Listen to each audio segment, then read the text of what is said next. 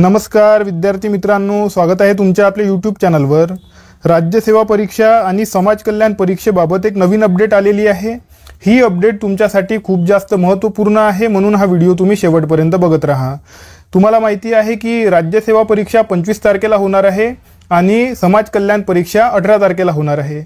राज्यसेवा आणि समाज कल्याण परीक्षा ज्या तारखांना होणार आहे त्याच तारखांना केंद्र सरकारच्या परीक्षा आलेल्या आहेत, म्हणून दोनही परीक्षांचे फॉर्म भरलेले विद्यार्थी परीक्षेला हजर राहू शकणार नाही।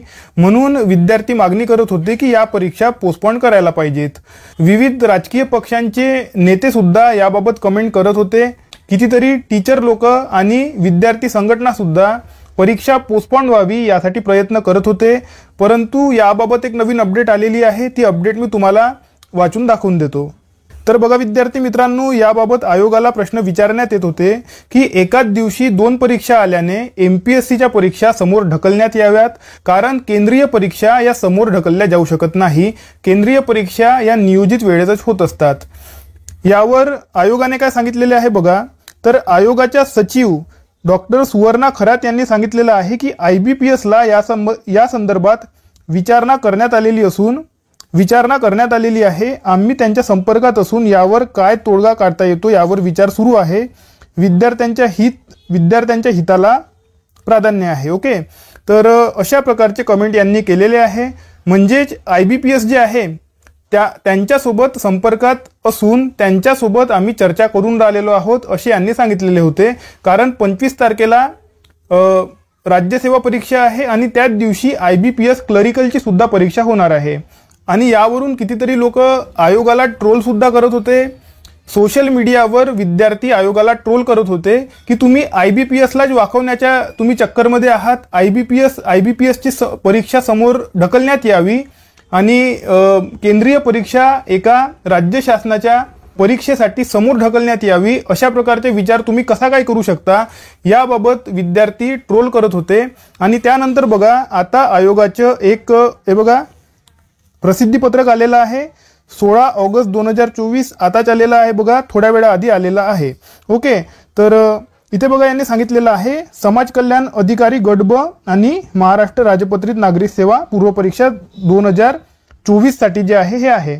ओके, तर समाज कल्याणची परीक्षा आणि इतर मागास बहुजन कल्याणची परीक्षा जी 18 तारखेला होणार आहे आणि राज्यसेवेची परीक्षा जी 25 तारखेला होणार आहे त्याबाबत हे नोटिफिकेशन आहे।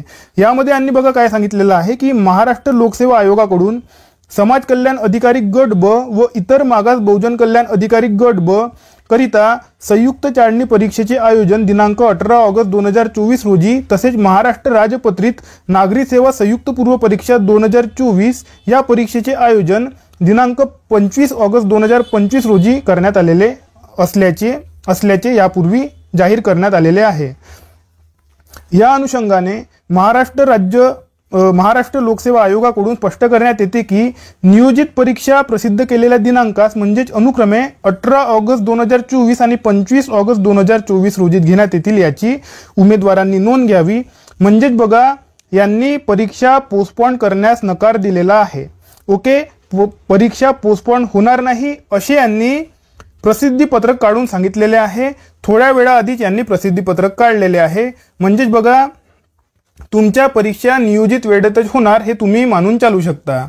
तर मला असं वाटते की आता यानंतर परीक्षा पोस्टपोन होण्यासाठी जे लोक काम करून राहिलेले आहेत, विद्यार्थी असतील किंवा विद्यार्थी संघटना असतील किंवा काही टीचर लोक असतील, आणि बघा राजकीय नेत्यांनी सुद्धा यामध्ये उडी घेतलेली होती।